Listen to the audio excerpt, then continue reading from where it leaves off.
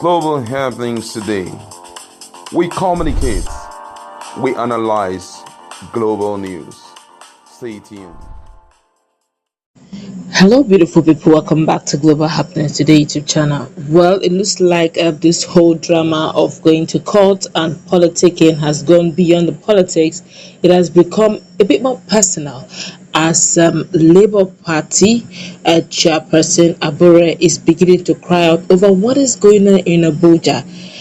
To the amazement of many, what he said is now becoming a source of worry to most Nigerians and obedient followers. Well, before we go into the newspaper to find out what is going on and why he's calling on President Muhammad Buhari to rein in on APC and those that are actually going against Labour Party and Peter Obi. Would like you to subscribe to our channel by clicking on the red subscribe button. Beside it, you will see a bell notification icon.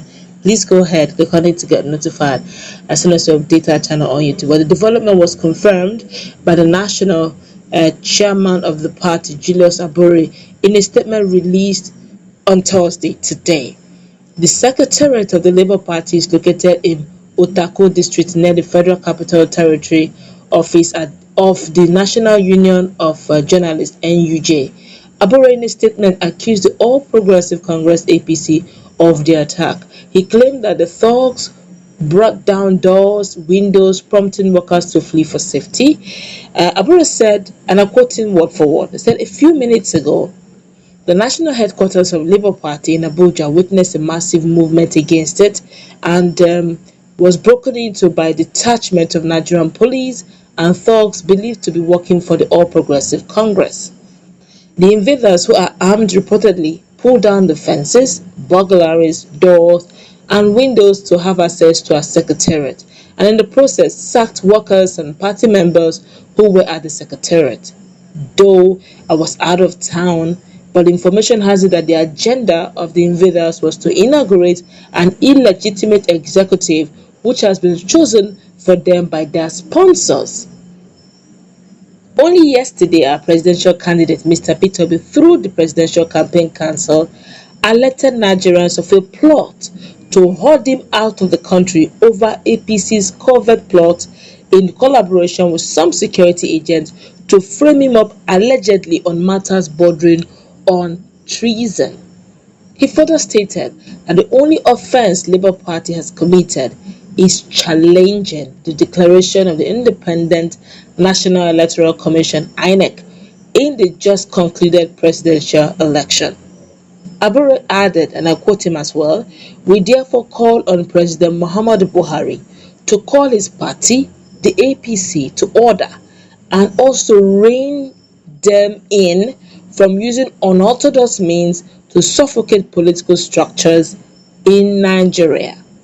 A court of competent jurisdiction only yesterday ordered that I, Julius Abure, remain the national chairman and should not be restrained from performing my duties. It therefore baffles me why the Nigerian police should allow itself to be used to perpetrate illegalities. The chairman said Labour Party LP would no longer tolerate the intimidation and deployment of brute forces against it. Nigerians are reacting to this. This is really shocking. We thought we were still in a political era. Has it degenerated to intimidation? I don't know, but just a few hours ago, Peter talked about the issue of him being moved, one of him going on exile due to so many issues. Right now, Nigerians are wondering, is this just politics? Is there more to it? When INEC chairman, when he announced the result, what did he tell Nigerians during the day of an announcement? He said, if you are not comfortable with the result, go to court. And Labour Party have said to go to court. In fact, the petitions have been filed, everything sealed. Peter Obi have always been, to the point that Peter Obi have been so gentlemanly, to the point that Nigerians are even vexed with him, the fact that he should be taking the wave of support that he has. But alas, is doing the exact opposite. He's willing to go through the legal process, he's willing to go through the legal means. He has never told anyone to go for any protest. In fact, if there's anybody who called for protest, actually Atiku Abubakar. But nobody's talking about treason about Atiku Abubakar. Nobody's talking about Atiku Abubakar being thrown, taken out on exile. Nobody's talking about the properties or secretariat of PDP going under some sort of attack. Nothing whatsoever. They just woke up one morning and voila, they said Aburi shouldn't be the chairman. And for whatever reason, it's getting messier. The question is, how long will this continue? I just hope that Peter will understand that this is beyond politics. This is the soul of Nigeria, and yes, everything will be thrown against him. Everything will be thrown against anyone who supports him, and I think he should stay strong. Looking at even the technicalities of the petition he filed against INEC and APC, some legal luminary have looked at it on every angle, and they do believe that Peter will have a solid case. And hence maybe they're trying to scrutinize him a little to make him not focused on the mandate. I think they call him Okwete for a reason. Maybe he's known for always standing firm. Let's feel the pulse of Nigerians. Of course, Nigerians are talking about this very quickly. This one here says, if some people are so confident in their victory, which they supposedly should, they should leave Labour Party alone. Even in their victory, they are still afraid. No be wish be that. My brother, I don't know.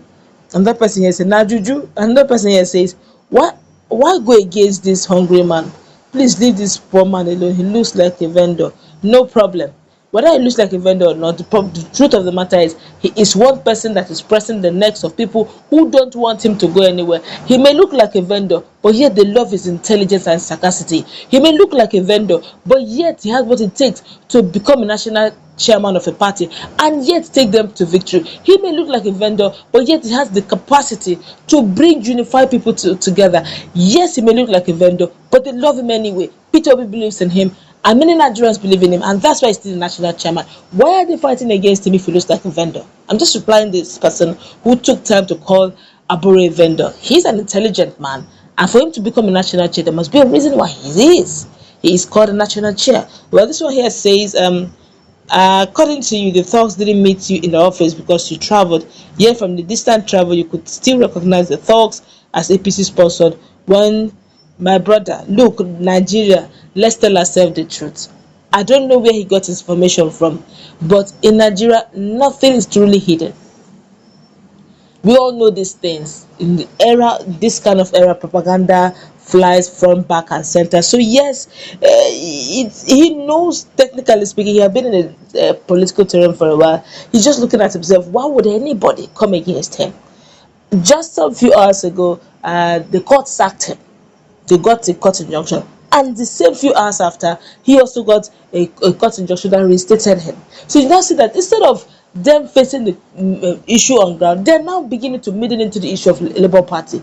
Allow Labour Party to run their show. They say let's meet in court. Let the legal tussle begin. Leave Labour Party with their issue. You just see that they just want to toss anything that will give Peter Obi sleepless night. And I can assure you that man understands. He has been, see, people think that Peter Obi is a junior politician. He is not, though. If you look at the year he became the governor, from that time till now, he has been in politics. So when people look at him as a young man, he's a young man, he has years ahead of him. He's got experience, give or take, averagely 30 years of experience in politics. So he's not a babe. If you look at a little child they gave birth to some 30 years ago, by now he's a grown man. So if you add that to his political age, he's a grown man, so he understands it. Before he bought the form, he knew the dynamics. While others were busy going on propaganda, he was going on issue base. So he knew they would definitely come for him, and that's why he kept his reputation very clean. Let's go wrap it up. Let's listen to our conversation. What's your take